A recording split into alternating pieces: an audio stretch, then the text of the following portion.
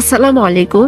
জাতীয় চলচ্চিত্র পুরস্কারপ্রাপ্ত অভিনেত্রী অঞ্জনা রহমানের মৃত্যুর পর তার শরীরে একাধিক আঘাতের চিহ্নের দেখা মিলেছে।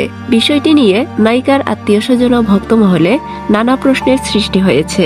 শুক্রবার রাত 1:35 বঙ্গবন্ধু শেখ মুজিব মেডিকেল বিশ্ববিদ্যালয় হাসপাতালে শেষ নিঃশ্বাস ত্যাগ করেন এই নায়িকা।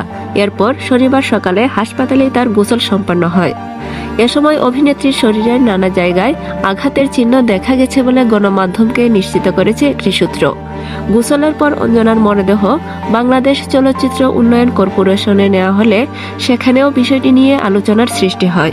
অঞ্জনার মৃত্যু নিয়েও রয়েছে নানা প্রশ্ন।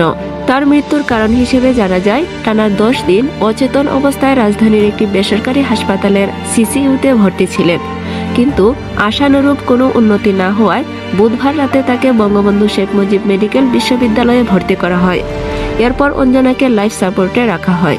সেখানেই মৃত্যু হয় কিংবদন্তি এই নায়িকার। তবে অঞ্জনার ঘনিষ্ঠজনদের দাবি, অভিনেত্রীর অসুস্থতার খবর তার পালিত ছেলে মনি কাউকে শুরুতে জানায়নি। তিনি ভেবেছিলেন অঞ্জনার সাধারণ কোনো জ্বর হয়েছে। এ বিষয়ে অঞ্জনার শেষ বিদায়ের গোসলের সময় উপস্থিত ছিলেন সালমা হক নামের এক নিকটাত্মীয়। তিনি গণমাধ্যমকে বলেন, সকালে গোসল করানোর সময় আমি দেখি তার শরীরে বেশ কয়েকটি আঘাতের চিহ্ন, যেগুলো দেখে আমার কাছে স্বাভাবিক কিছু মনে হয়নি। শুধু তাই নয়, আপা আমাকে মাঝে বলেও ছিল কে বা কারা যেন তাকে নিয়ে ষড়যন্ত্র করছেন, যা নিয়ে তিনি বেশ ভয়ে ছিলেন। মাঝে আমাকে একটি কল দিয়ে বলেন দেখা করতে, কিন্তু সেই কথাটি শেষ পর্যন্ত আর শোনা হলো না।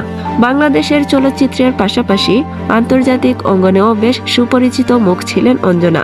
নৃত্যশিল্পী থেকে নায়িকা হয়ে সর্বাধিক যৌথ প্রযোজনা এবং বিদেশি সিনেমায় অভিনয় করা একমাত্র দেশীয় চিত্রনায়িকাও তিনি। 1976 সালে দস্যু বনহুর চলচ্চিত্র দিয়ে তার যাত্রা শুরু। এরপর 3 শতাধিক সিনেমায় অভিনয় করেছেন তিনি। পরিণীতা ও গাঙচিলে অভিনয়ের জন্য 2বার জাতীয় চলচ্চিত্র পুরস্কারও পেয়েছেন।